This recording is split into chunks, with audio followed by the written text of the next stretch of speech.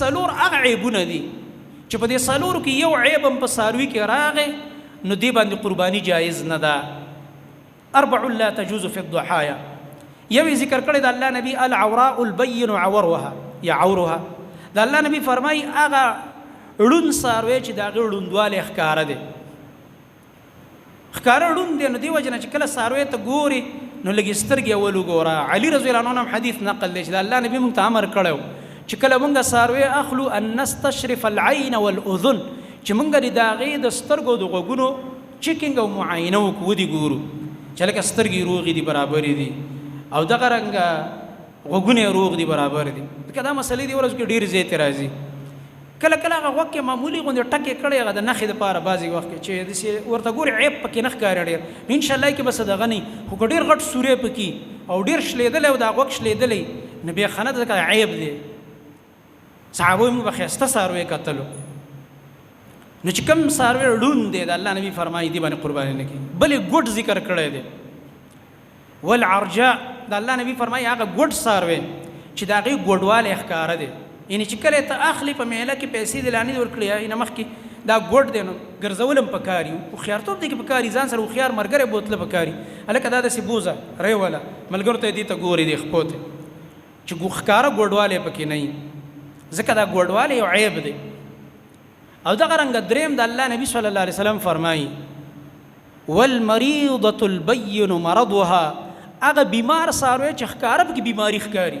داسې څه نازک ول بعضې څاروي داسې یې لږ غلی غلی شانته کېږي او دا خو بیماري ښکاره نه یو ښکاره بیماري ګیاز یې رابهیږي او داسې ګډ وډ غوندې ښکاري پوز یې رابهیږي او دا سترګو نه اوښکې رابهیږي او هغه علامات تاسو ته پخپله معلومیږي چې ښکاره بیماري پکې وه دانې مانې پې ښکاري لکه هغه یو کال دوه مخکې چې بیماري کومه راغلې وه داسې یو بیماري پکې تا ولیدله نو بیا به یې نه اخلي د الله نبي فرمایي بیمار څاروي باندې قرباني نه کېږي او څلورم د الله نبي چې کوم عیب ذکر کړی دی د الله نبي صلی الله علیه وسلم فرمایي هغه ټپ او کمزوری څاروی چې بالکل د هغې هغه اډوکو کې هغه اوبه ختمې شوي دي مطلب هسې ډانچه ده کمزوری څاروی دی او تا را روان کړی دی نو دې وجې نه د الله د نبي صلی الله علیه وسلم په باره کې راځي چې کوم دوه ګډان وي د الله نبي یو ځل ذبح کړ په قربانۍ کې د هغې باره کې چې کوم صفات راځي یو صفت پکې سمینین ساربه ووایي ښایسته او ساربه څاروي رسول الله صلی الله علیه وسلم دا ذبح کړي د ابراهیم علیه السلام باره په قرآن کریم کې راځي چې هغه ملایک ورله راغه د انسانانو په شکل کې راغه پیغمبران خو عالم الغیب نه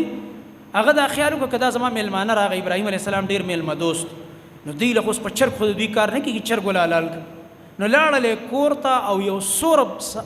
دغه چې کوم دی سخې هغې راسملو هلته م الله رب العالمین قرآن کریم کې فرمایي چې ابراهیم علیه السلام څه وکړه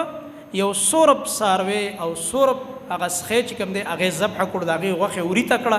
او ورلې راوړه مخې ته وله کېښوده خو ملایکو یې بیا نه خوړله جدا قصه ده نه قرآن هم دا معلومیږي چې ګوره د پیغمبرانو دا طریقه وه ښکلې او دغه رنګه غوښو والا څاروی چې غوښه پکې وي نو په دې باندې قرباني پکار ده